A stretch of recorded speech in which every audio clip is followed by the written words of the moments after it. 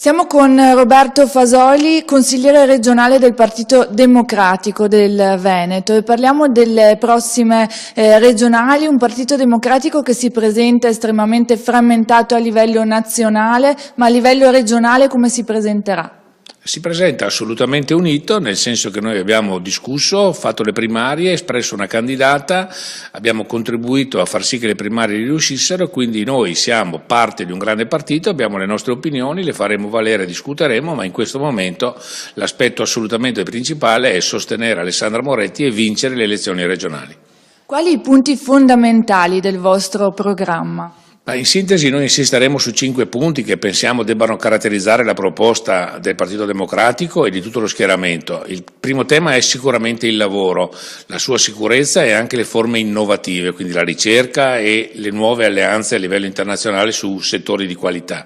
Il secondo punto importante per noi è l'istruzione, con particolare riferimento ai giovani, tutto il tema della formazione dei ragazzi e anche diciamo le scuole per i bambini, le scuole per l'infanzia.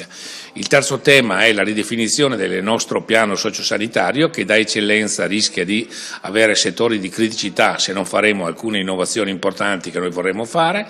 Il quarto tema è quello dell'ambiente, non spreco di suolo, e il quinto tema, che non è l'ultimo per importanza, è il tema della legalità, della lotta alla corruzione, alla criminalità organizzata e mafiosa, tema che sta interessando anche la nostra regione. Come vedete i vostri avversari?